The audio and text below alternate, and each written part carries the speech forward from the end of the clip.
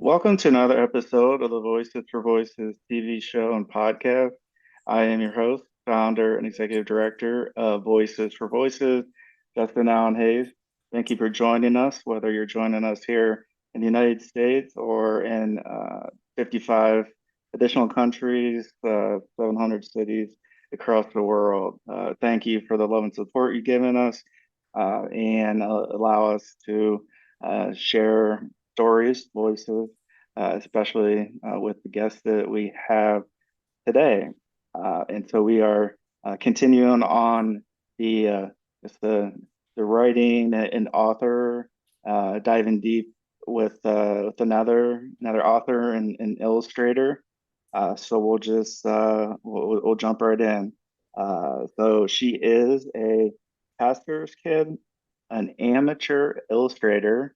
She's self-taught, so I think that'll be interesting to hear about that for those of you who are illustrating and may not know you are, and maybe it sparks a fire and says, oh, you know what, I can do that. She likes to have a blend in her writing of mystic fantasy and sci-fi. She is in college for counseling, which that's a very in need uh, major and occupation for definitely sure. She's a waitress, unashamed of the gospel, and she's actually a sibling. She is the sister of one of the prior guests that we had on. We had Gabriel Bloor on, and so for this episode, we're going to welcome to the show Eve Bloor. Thank you for joining us, Eve. Thank you so much, Justin. It's a pleasure to be here and be able to talk and just express that even though, I may not be published just yet, Mhm. it's the fire of not giving up that keeps it going. Yeah, absolutely. I think that's the big thing. It's easy to give up if something's not easy. Say, oh, you know what? I'm just gonna try something different. And I think that you're a testament to that. That obviously you have to balance and juggle all of life and all of the things that come with it. But being self-taught and just being an inspiration for those that have an interest and maybe even just wondering kind of what the process is. Okay, so what really inspired me to write, um, which helps with the process, just so you're aware, the help of the process was learning how to read and write. That's all starting the process, because when you learn how to read and write, you're looking through another author's eyes, seeing their style, their structure, and it can inspire you to do something else. A lot of written work is it's inspired, including the Bible. It's all God breathed and inspired by him. So there is always an inspiration behind a book. But when it comes to writing your own novel, you have to have a spark of inspiration and then a spark of originality.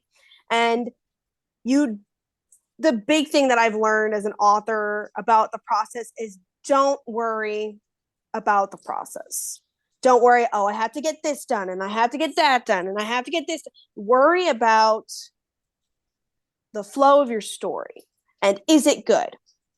The biggest issues I have noticed when it comes to writing my own writing is that I'm a perfectionist. Goodness, I'm ashamed of it, but I am a perfectionist and it has to be one way, which really stifles the creativity. Don't stifle your creativity. Again, the only thing you need to worry about in the process is the flow of your story and what's important for it. Because what's important for your story to grow and your characters to grow will make you want to read it, will make others want to read it. Because remember, when you're writing a story, you're the first audience. So you have to kind of like it first. And then the process is, the idea, the inspiration, your own twist and originality. and then kind of playing around with concept ideas like what the characters are, what's the playing field, what kind of world are you making for them, and then it's really creative on from there. You the kind of language systems, government systems, and I could go on. Yeah. No, that's great. I mean, you mentioned being a perfectionist. Uh, I'm a perfectionist at some things and not others. So I can totally agree that that can really stifle, as you mentioned, just the process, the working through the project that you're working on. That uh, we could do that for hours and hours and hours and hours and never come up with something. And so to your point, I mean, really nobody's perfect. So again, like you said, be more focused on the story and the flow and those aspects as opposed to the oh my gosh, like analyzing it as you're writing it. Exactly. Editing when you write your first draft, because that's typically what people do, is you write a first draft. When you write that first draft, it is going to have 700 bajillion imperfections, and you're going to look at that and say, did I spell that right? Mhm. And you know what? It really is okay. It's okay if it's messed up, if you misspelled words, if you didn't write it exactly how you wanted it, because this is where, when the first draft is written, this is where you can do gentle editing. And this is another thing that I've noticed as an author, reading other authors' work, is self-deprecation is a very big issue. They're like, oh, I don't write like them, and I don't write like that person or that person. That author writes better than me. Don't ever say that to yourself. It's not good for your mental health. It's things that I'm learning in college. Mhm. And it's also not good for your writing because you're going to look at it and be despised at the hard work you put into it. So look at it and say, okay, I made mistakes, like a lot of mistakes, like a lot of mistakes, but that's okay. It's a work in progress, just like everybody is. Yeah, I think that's huge, whether it's writing or anything else in life. We're all a work in progress, and with that in mind, now, how did you get your start in writing, and how did the interest uh, really catch you and say, you know what, I want to give this a shot. I want to give this a try and see what happens. I started writing my own novel when I was 14 years old. And Yeah. because of before said issues of perfectionism and bad self talk, I have been working on it for 12 years. Yeah. I just finished it last year. That one book. That one book.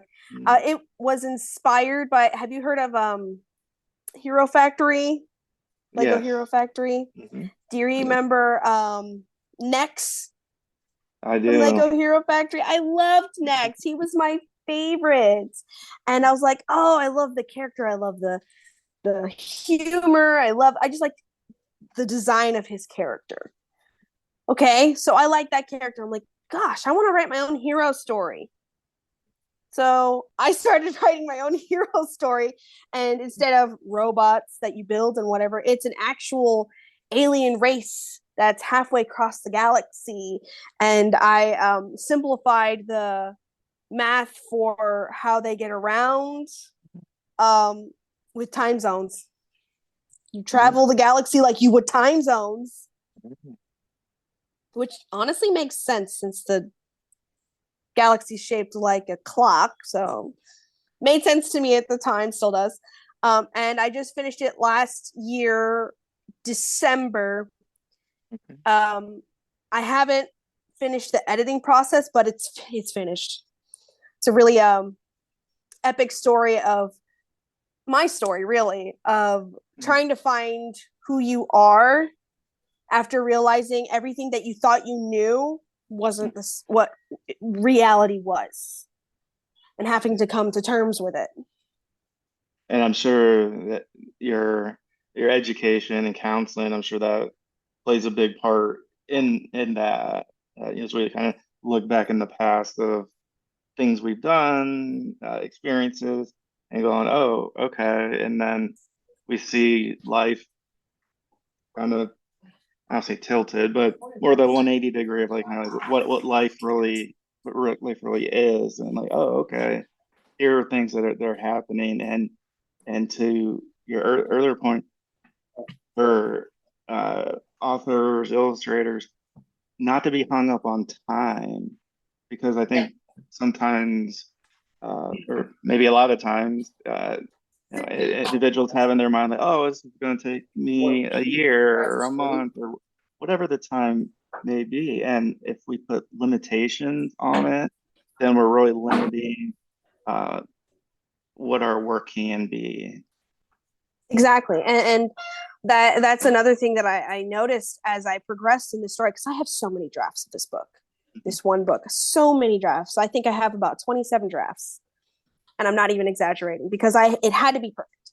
It had to be perfect in my mind. Again, perfectionist talking, not reality. And then just this past semester, I looked back at that story and I said, it's good. Mm. It presents the feeling of being lost. It presents the understanding that your family is your safety net Mm. and your biggest amount of encouragement.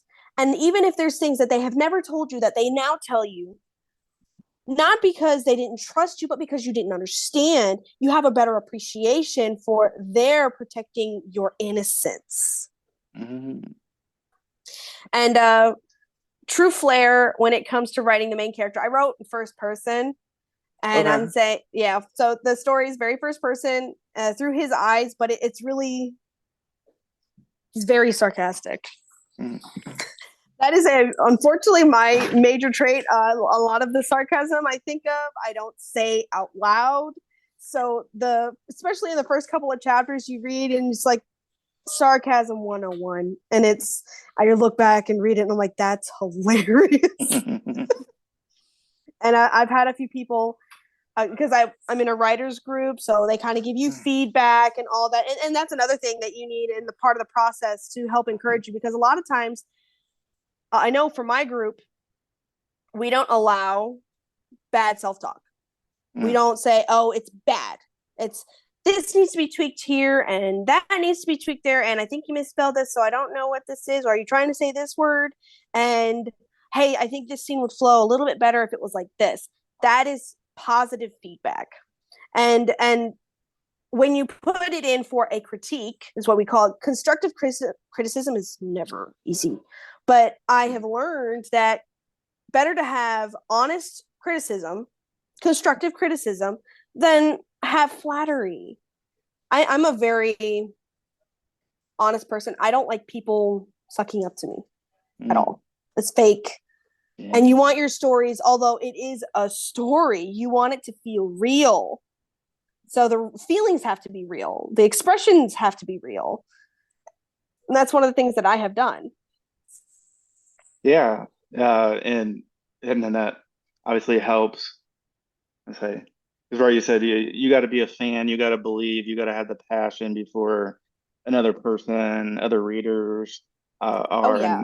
and nobody's gonna be a bigger champion to any of our work if we're not bought in and passionate about it. How are we thinking that others are going to be like, oh yeah, this is great, let me go pick it up, and I think Right. that.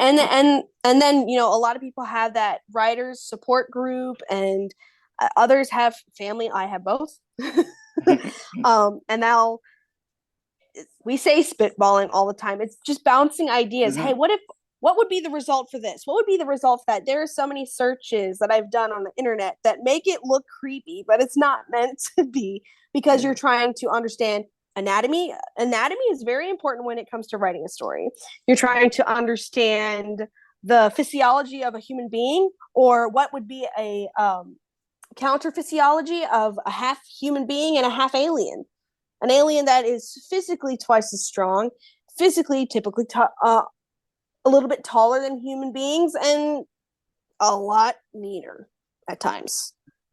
And again, it's a sci-fi hero stories. Mhm. It's meant to be very sci-fi without, because my main character's dad is based off of my all-time favorite character in the whole world. Okay, Besides, yeah. Jesus, of course, Yes, correct. my all-time favorite character in any fandom, anywhere in the whole wide world is Optimus Prime. Mm, And his dad is very much like that, a lot like that. He has the gentleness and the compassion and the wisdom, but at the same time he has the father's protective nature. Does that make sense? it does. Yeah. Uh, oh, I was gonna say, I was gonna bring in the counseling part again of being compassionate to the individuals, the patient, Exactly. and that being a helpful element for you as you write, as you illustrate. Oh yeah, all the time. I have people now. I am not graduated yet. I'm still working. It's still in progress, Oh but yeah. I have people who open up to me about everything, their whole life story. Mm, And I'm like, okay, I'm going to log that down, not because I want to remember and gossip, but I'm going to use their stories as inspirations for my own. Because, yeah. oh, this would make sense for this personality and in that context. And that would be perfect in a mirrored context that's basically the same, just in another world. Mm, And so I do things like that. And I'm very extroverted, very mm-hmm. extroverted. I love to talk to people. I like to get out there and, learn, see if I can help. That's another thing about me. I love helping people. I love Mm, helping people. And I've said this so many times and I stand to it, not because it's self deprecation, but mm-hmm. because it's true. I'm a mean author. I'm mean, absolutely cruel to my characters because if an action in the story is not something that the character can grow, it's the story's not worth it. That's another thing about the elements of a story is that it has to be.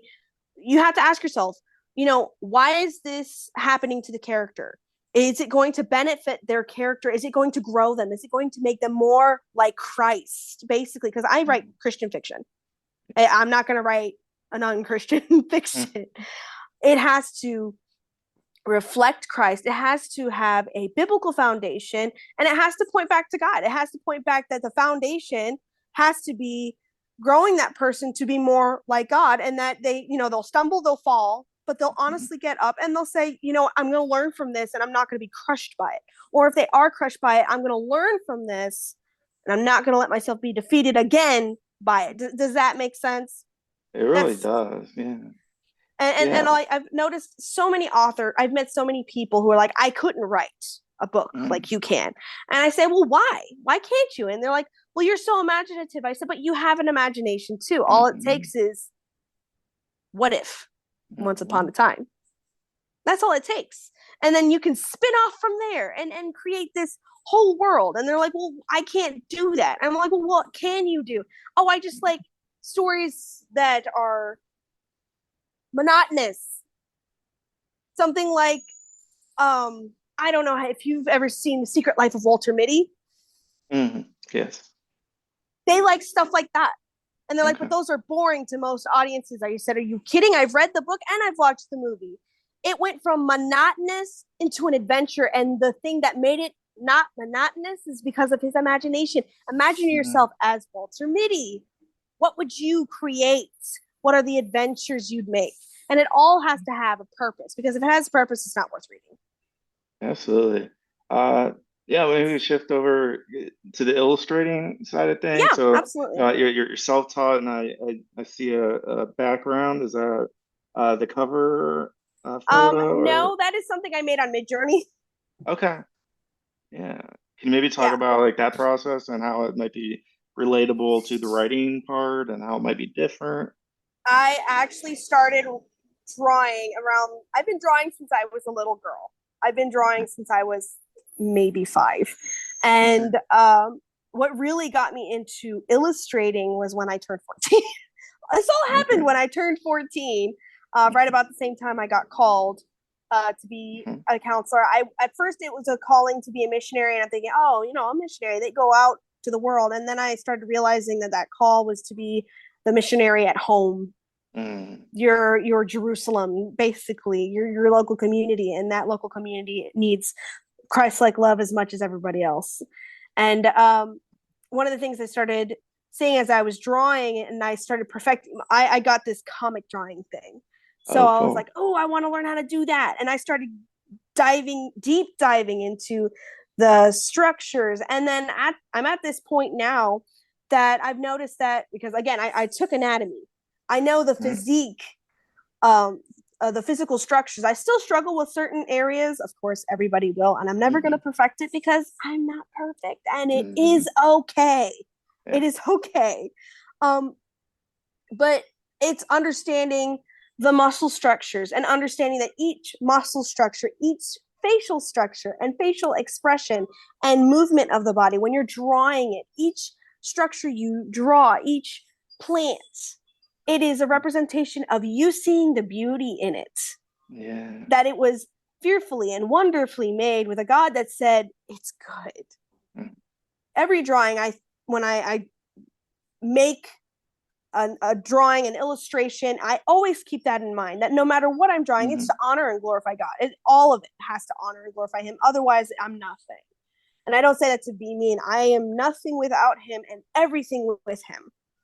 And all of my work has to honor and glorify the Lord. So everything I draw, even if it's a villain and the villain is a female and she's trying to be seductive, there is nothing, there is no amount of smut that you will see. You will see the pull to the seduction. You will not see anything further, Mhm.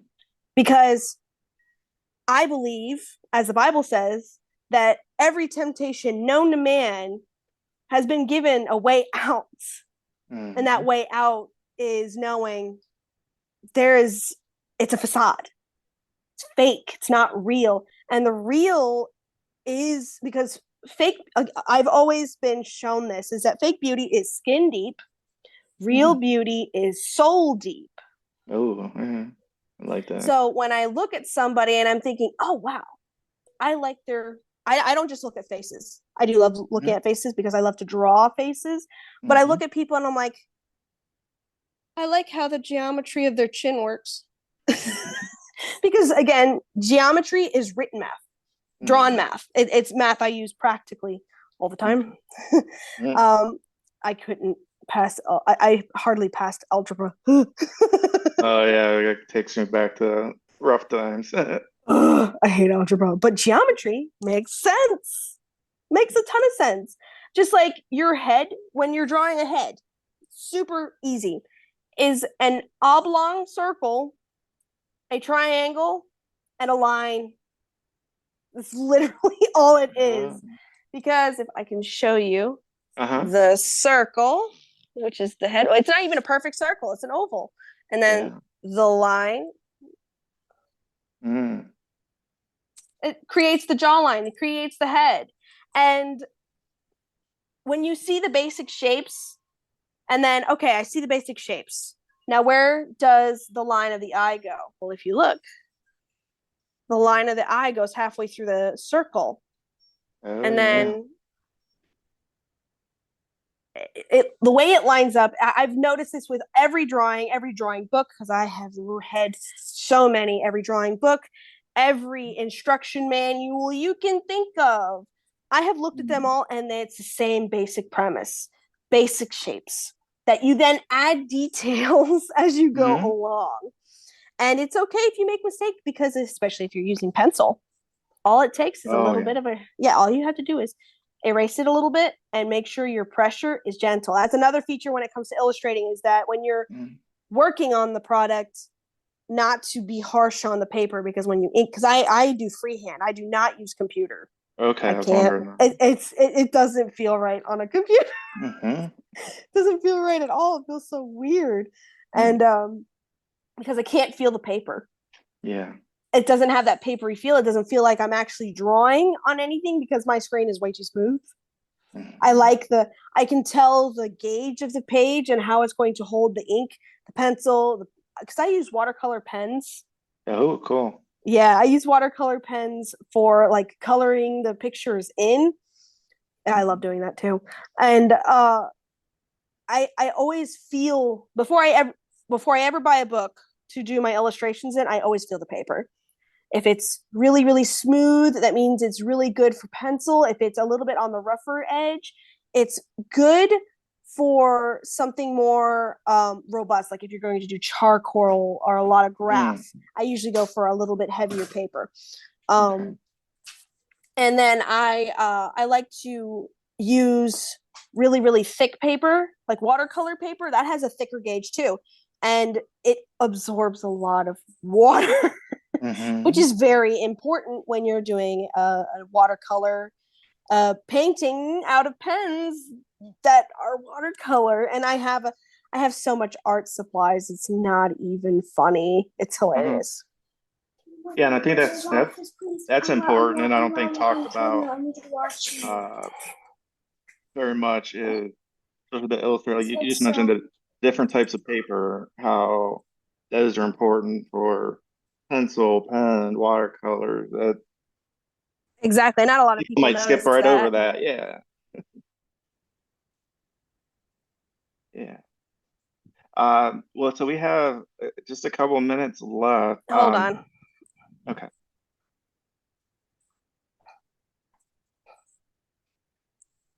Sorry. that's okay. So yeah, that the process of art is very similar to the process of writing. It's patience, a lot of blood, sweat, and tears. And I do mean blood and sweat Mhm. and tears because you're going to cry. You're going to want to hurt something because you're frustrated. And it's okay. Your feelings are okay on a story when you're feeling frustrated because you can't get out of this writer's block and you can't get out of this one scene or it sounds too bland or sounds too vague. It's okay. It's Yeah. okay to feel those things. And you know what? It's okay to cry over a scene because it reminds you of something that happened to you, like grief, because Mhm. grief is very real. That's one of the big things that I don't see a lot in stories, especially modern novels, is grief. Mm. Grief is very, very, very real. I just made myself cry my eyeballs out yesterday writing a heartfelt scene over grief because I've gone through grief. And there's so many people Mhm. who have gone through grief and don't know how to process it because everybody just shoves it under the rug. Yeah. And one of the things I'm learning in counseling is people need to be able to let their feelings go in the page. If you're Mhm. frustrated, write how frustrated you are. Mhm. If you're angry, write how angry you are in your character, write that passion. When you're sad, write about it. Because the only way you're going to be able to express effectively in your writing, in your drawing, is feeling it, honing in on it, and being constructive about it instead of destructive. Yeah, you bet. We just have a couple minutes left. I want to give you an opportunity, uh, how people can find you, learn more about you, follow, uh, the work that you do, whatever you feel comfortable, obviously sharing, for people to, uh, follow you, because I can sense that there's more to come, even though this this first one took a period of time. The second one might as well, but still there's more to come with what your work is, illustrating, authoring. Right. Well, you can always email me at eve.bloor@outlook.com. And you can find me on Discord. I'm Evelyn Inkwell on Discord. And I have, if you are interested in writing with me, if you're interested in joining my writing group, I'm the leader of that group. Feel free to contact me, email me. If you are interested, I do have commissions. And if you want a commission, I'm on the lower end because I am amateur. Um, Contact me. I have very reasonable rates and very, very easy, simple rules to follow. When it comes to commissioning a piece, I don't do smut. I don't do anything demonic, stuff like that. And, if you guys want to reach out to me, say, hey, I have ideas, but I don't know how to put it to paper, reach out to my email. Cool. Did we miss anything? I want to make sure we cover uh, what you wanted to talk about and share. No, it's good. Okay, cool. Well, Eve, thank you for joining us on our show today. It was great to get your insight and feedback on illustrating, authoring, counseling, being your biggest fan, and to your point, it's okay if something's not super perfect, and we know that nobody is, so that's okay. It Let's is. let, And let's that say and that. that's a big thing is that it the Bible says that God already expects us not to be perfect.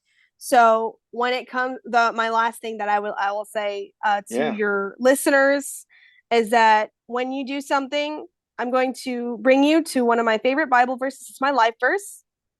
It's Colossians, and it goes, "Whatever you do, do in honor and glorify the Lord in yeah. everything." I know I paraphrased it, but in everything, all unto the glory of God. Because without Him, it's not going to work. That That's that's that's yeah, that is the yeah. biggest piece of advice I can give. Thank you for that. Yeah, we're merely just a grain of sand in the grand scheme of things. So if we try to do everything ourselves, that's not going to work out. Exactly. Yeah.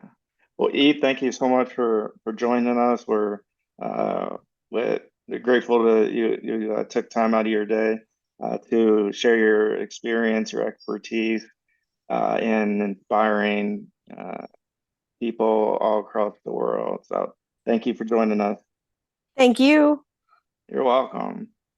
And this is Justin Allen Hayes, and I am the host, founder, executive director of Voices for Voices. Thank you so much for joining us, whether this is your first episode or whether you've been with us from the beginning. We're over 230 episodes in our catalog.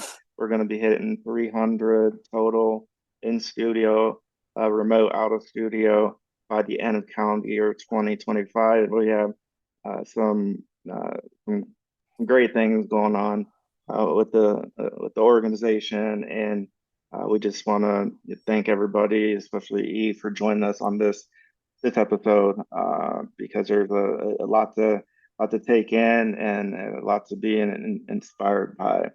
So until next time, we always try to say, be a voice for you or somebody in need. We'll see you next time.